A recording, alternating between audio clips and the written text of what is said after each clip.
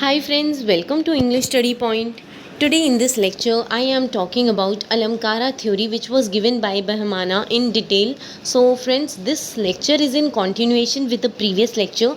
In the previous lecture I have talked about Indian aesthetics, and under Indian aesthetics I have talked about Rasa theory which was given by Bharta Muni in his book Natya Shastra. So if you haven't listened, I recommend you to please visit my channel's playlist and listen to that lecture, and then I recommend you to refer to this lecture.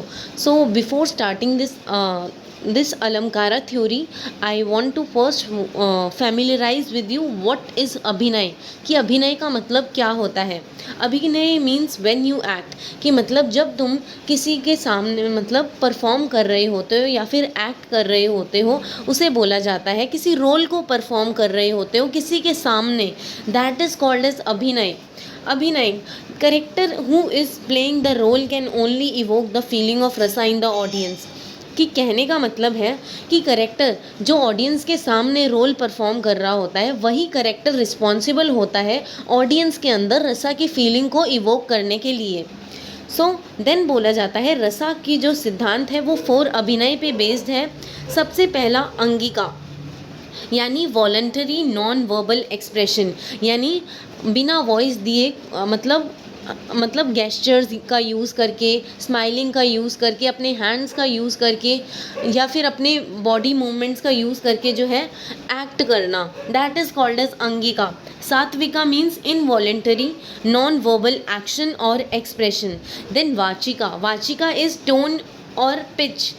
Then Aharya means जिस तरह से मतलब character, कोई भी character जो है जैसा उसे रोल दिया गया है क्या मतलब हम अहर्या का मतलब है कि अगर कोई करेक्टर है उसे जिस टाइप का रोल दिया गया है, सो उसकी जो कॉस्ट्यूम है उसके करेक्टर से फिट बैठती है या नहीं, दैट इज़ कॉल्ड एज अहर्या. मैं फिर से बताना चाहूँगी कि मतलब अगर कोई करेक्टर है जो उसे रोल दिया गया है, सो उसकी मतलब जो उसे रोल दिया गया है तो उसकी कॉस्ट्यूम उसके रोल से फिट बैठती है यानी मैच करती है या नहीं, दैट इज़ कॉल्ड एज अहर्या.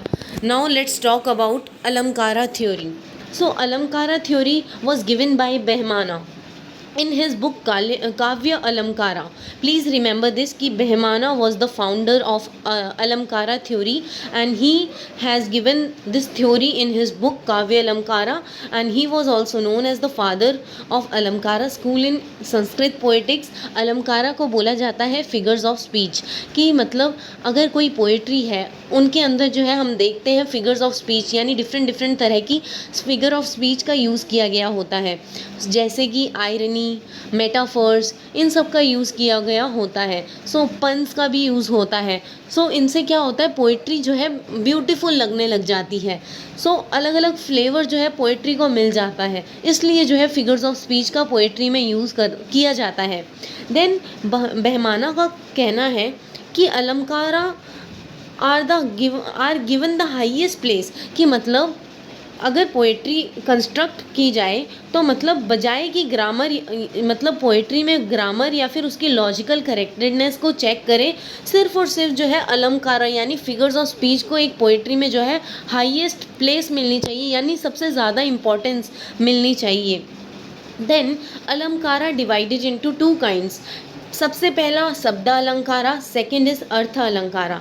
शब्द अलंकारा क्या होता है कि मतलब its function was to make the sound aspect of the compositions agreeable to the ear, कि मतलब पोइट्री को इस वे में क्रिएट करना ताकि जब रीडर जो है उस पोइट्री को रीड करे तो उसके साउंड को जो है मतलब वो जो पोइट्री की साउंड है उससे जो है वो रीडर एग्री कर पाए. कहने का मतलब है कि जब भी अगर मतलब पोइट्री को इस वे में क्रिएट करना ताकि जब पढ़ने वाला उसे रीडर है वो मतलब उसकी साउंड से एग्री कर पाए, यानी उसे समझ पाए पोइट्री को. सो इस वे में लिखी जानी चाहिए पोइट्री. देन अर्थ अलंकारा का मतलब क्या है, to produce the appealing turn of speech, कि मतलब कि पोइट्री के अंदर जिस स्पीच का यूज़ किया जाए सो वो जो है लोगों को मतलब अपील कर सके यानी अट्रैक्ट कर सके, वैसी पोइट्री को कंस्ट्रक्ट किया जाना चाहिए. देन सबसे पहला अलंकारा का टाइप है सिमिली. सिमिली को हिंदी में बोला जाता है उपमा. जब हम दो आइडियाज़ के बीच में कंपैरिजन करते हैं तो that is called as simile. जैसे आपने सेंटेंस में देखा होगा एज और लाइक का यूज़।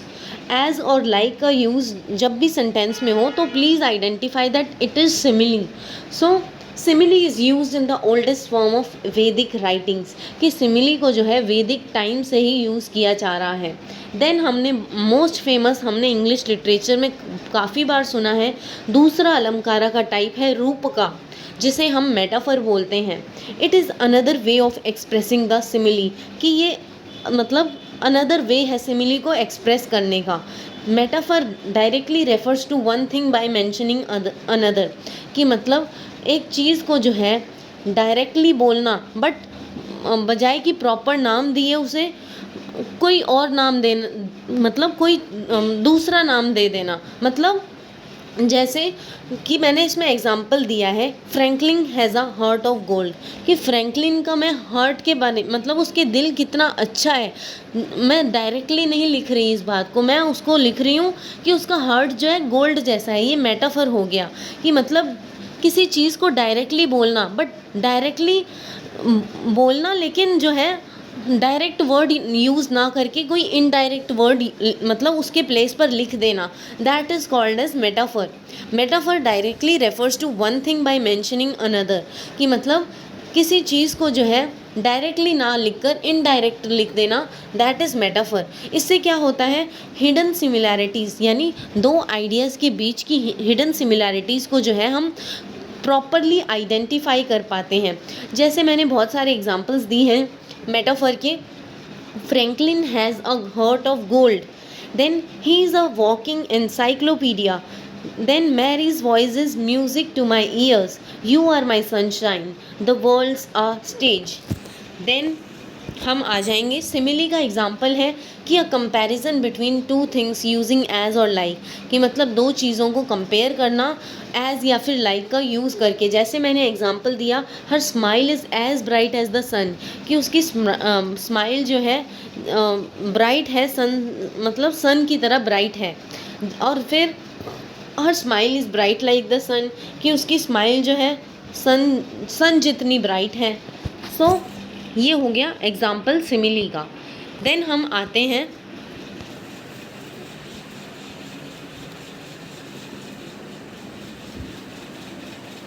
दीपिका अलंकारा पे। सो ये दीपिका अलंकारा क्या है, is a word which indicates gender, action, quality and subject, कि मतलब ये एक तरह का वर्ड है जो कि इंडिकेट करता है जेंडर को, एक्शन को, क्वालिटी को और सब्जेक्ट को। बट इसका जो यूज़ है ना, अलग अलग जगह पे अलग अलग यूज़ है इसका, और ये जो है सिमिलैरिटी के प्रिंसिपल पर बेस्ड होता है। जैसे मैं आपको एग्जांपल दूंगी कि मतलब जिस तरह से चांद जो है रीजॉइस करता है नाइट में, ठीक उसी तरह जो है इसका फेस भी जो है रीजॉइस करता है नाइट में, कि मतलब मैं उसके फेस की प्रशंसा कर रही हूँ, बट मैं उसे जो है मून की भी क्वालिटीज़ दे रही हूँ, कि मून की क्वालिटीज़ क्या है कि रात में जो है चंदा चमकता है, ठीक उसी तरह उसका फेस भी जो है रात में रीजॉइस करता है, खिला हुआ रहता है। इट इज़ इम्पॉसिबल बट मतलब it is impossible for an inanimate object like moon to rejoice, कि मतलब ये इम्पॉसिबल है नॉन लिविंग बीइंग जैसे मून के लिए रीजॉइस करना। बट ये जो एक्शन है रीजॉइसिंग का एक्शन, ये सिर्फ लिविंग बीइंग ही परफॉर्म कर सकता है। बट मैं उसके फेस को जो है मून से इसलिए कंपेयर कर रही हूँ ताकि मैं उसकी जो क्वालिटी है मतलब सिमिलैरिटी बता पाऊँ। जैसे मून भी रात में खिलता है, ठीक उसी तरह उसका फेस भी रात में खिलता है। सो ये हो गया हमारा Dipika Alankara. So it is based on the principle of similarity, कि सिमिलैरिटी के प्रिंसिपल पर बेस्ड है। जैसे मैंने उसके मून की मतलब मैंने उसके फेस की तारीफ़ करी मून से। सो जिस तरह मून उस मतलब रात में खिलता है, ठीक उसी तरह उसका फेस भी खिलता है। ये एग्जाम्पल हो गया दीपिका अलंकारा का। Then Hetu Alankara, it is an ornamental of sound. Hetu Alankara क्या होता है कि पोइट्री के अंदर जो है ऑर्नामेंट मतलब सजा सजा के जो है बातें जो है लिखना, मतलब it is an ornamental of sound, कि मतलब कि पोएट्री के अंदर जब भी हम साउंड को क्रिएट करते हो वो इस तरह से सजाई हुई हो ताकि लोग जो है बोला जाता है ना कि मतलब लोगों को जो है पढ़ने वाले रीडर्स को वो पोएट्री अपनी तरफ अट्रैक्ट कर ले, इस तरह की होनी चाहिए। ऑर्नामेंटल साउंड होनी चाहिए पोएट्री के अंदर। Then fifth Alankara is Prayokta Alankara. Prayokta Alankara कि मतलब इसका मतलब होता है घूम फिरा के जो है घूम फिर कर जो है वही बात कहना। It means to speak in a roundabout way. Roundabout way मतलब घूम फिर कर वही बात को बोलना, बट घुमा फिरा के बोलना। So Keith defines an utterance in which something is expressed indirectly. Keith जो है प्रायोक्ता अलंकारा को बोलते हैं कि एक ऐसी तरह की अटरेंस है जिसमें जो है हम इनडायरेक्टली जो है किसी चीज़ को जो है इनडायरेक्ट वे से जो है हम किसी चीज़ को एक्सप्रेस करते हैं। और प्रयोक्ता अलंकारा जो है 2 कैटेगरीज में जो है फॉल करती है। सबसे पहला सर्कमलोक्यूटरी। सर्कमलोक्यूटरी का मतलब क्या है? Phrase that circles around a specific idea, कि ऐसा फ्रेज जिसका सिर्फ स्पेसिफिक आइडिया हो but with multiple words rather than directly evoking it with fewer and apter words. Circumlocutory का मतलब है कि घूम फिर कर मतलब लंबे लंबे चौड़े चौड़े वर्ड्स जो है यूज़ करना एक स्पेसिफिक आइडिया के बजाय कि कम शब्द का यूज़ करें। मैं फिर से बताना चाहूँगी कि एक स्पेसिफिक आइडिया के बारे में बताना, बट उस स्पेसिफिक आइडिया को इस वे से बताना कि मतलब इतना घुमा फिरा के इतने मल्टीपल वर्ड्स के थ्रू जो है समझाना, बजाय कि मतलब कम शब्दों का उपयोग करें। सो ये हो गया सरगम लोक्यूटरी। देन होता है साइनोनिमिक। ये साइनोनिमिक क्या होता है? Which is use by poets instead of proper name, कि मतलब प्रॉपर नेम का नाम ना लेकर जो है मतलब उसी से रिलेटेड जो है कोई उसके सब्सटीट्यूट में जो है कोई दूसरा नाम ले लेना, बट प्रॉपर नाम नहीं लेना। कि अगर मैं कोई पोएट्री लिख रही हूँ, जैसे मैंने आपको एक एग्जांपल दिया, कोई भी पोएट्री लिख रही हूँ, सो मैं जो है शिव जी की जो है शिवा की डायरेक्ट रेफरेंस ना लेकर भूतेशा लिख दूंगी ताकि लोगों को जो है समझ आ सके ये मैं शिव जी के रेफरेंस में बोल रही हूँ। That is called as synonymic. Then Virodha जो है ये सिमिलर है एंटीथीसिस। जिस तरह एंटीथीसिस होता है उसी तरह ये विरोधा और एंटीथीसिस जो है लगभग सिमिलर है। Giving a comparison in which the terms are in opposition, कि मतलब कंपैरिजन देना जिसमें टर्म्स जो है एक दूसरे से ना मिलती जुलती हो, सो उसके बारे में कंपैरिजन बताना। जैसे your face and the lotus are similar, कहने का मतलब है कि कंपेयर करना बट ऑपोजिट कहकर। जैसे your face and the lotus are similar, कि मतलब तुम्हारा जो फेस है वो लोटस के से सिमिलर है, बट मैं कहना जो है इसे नेगेटिव चाहती हूँ, बट मैं कह कुछ और रही हूँ। कहने का मतलब ये है कि your face and the lotus are similar. मैं जो है उसकी जान के तारीफ़ कर रही हूँ, बट मैं तारीफ़ नहीं करना चाहती उसकी। सो ये हो गया विरोधा, और ये जो है सिमिलर होता है एंटीथीसिस से। देन हम आ जाते हैं व्यजा स्तुति। इसे हम बोलते हैं irony. A person utters words और sentences that contain an idea contrary to what he means, कि मतलब जो कुछ भी बोलते हैं ऑपोजिट बोलना, फ्लैटर करना, मक्खन लगाना, कि तुम कितने सुंदर हो। मैं सुंदर नहीं बोलना चाहती, बट मैं उसको जान के तारीफ़ कर रही हूँ कि तुम कितने सच्चे हो। वो झूठा है फिर भी मैं उसे बोल रही हूँ कि तुम कितने सच्चे हो, कि जान के तारीफ़ करना, मक्खन लगाना। That is called as irony. A person utters words or sentences that contain an idea contrary to what he means. Vyaja means feint, stuti means praise. And irony in proper sense means feigned praise. That is called as irony. Then हम आ जाते हैं सीसा। सीसा ये हिंदी में जो है सीसा बोला जाता है, बट इंग्लिश में इसे पन बोला जाता है, और एंड ग्रीक में इसे बोला जाता है paronomasia. It is a Greek word which means to suggest in one word something then the use more than the use, कि मतलब एक ही वर्ड में, एक ही वर्ड के थ्रू मल्टीपल बातें कह जाना, that is called as pun. It is a Greek word which means to suggest in one word, एक ही वर्ड देकर जो है बहुत सारी बातें कह जाना, more than the use. Pun consist in the use of words of more than one meaning. Then हम आ जाते हैं अतिशोक्ति। ये तो सभी ने सुना होगा, इस अलंकारा के बारे में सभी ने सुना होगा, एंड इसे इंग्लिश में बोला जाता है hyperbole. Hyperbole and Greek rhetorician like Longinus and Demetrius call this as hyperbole. In Hindi it means an expression which lies an excess, की मतलब किसी चीज़ का बड़ा, मतलब बहुत बड़ा चढ़ाकर जो है को एक्सप्रेस करना, बहुत बड़ा चढ़ाकर उसे एक्सप्रेस करना है। So it represent things in excess. Bhamaha describe it as something that surpasses the ordinary. Yes, it surpasses the ordinary, कि मतलब ये ऑर्डिनरी को भी सरपास कर देता है, एंड इतना बढ़ा चढ़ाकर बातों को बताना, that is called as atishayokti. It means for conveying the most pleasing flatteries, कि मतलब बहुत अच्छे से जो है लोगों को मक्खन लगा के जो है लोगों को प्लीज करना, that is called as atishayokti. Then anupras alankara. सो इसे तो हम जानते ही हैं, इसे बोला जाता है एलिट्रेशन। प्लीज़ रिमेंबर दिस, कि अनुप्रास अलंकारा को बोलते हैं alliteration. It consist of harmonic repetition of the same sound, कि मतलब एलिट्रेशन का मतलब क्या होता है कि सेम साउंड का, पोइट्री के अंदर सेम साउंड का बार बार यूज़ होना, harmonic repetition of the same sound in a verse or in a series of words by the means of the same letters, कि सेम लेटर्स, पोएट्री के अंदर same letters का use करके जो है उसे हार्मोनिक वे में प्रेजेंट करना, that is called as alliteration. So then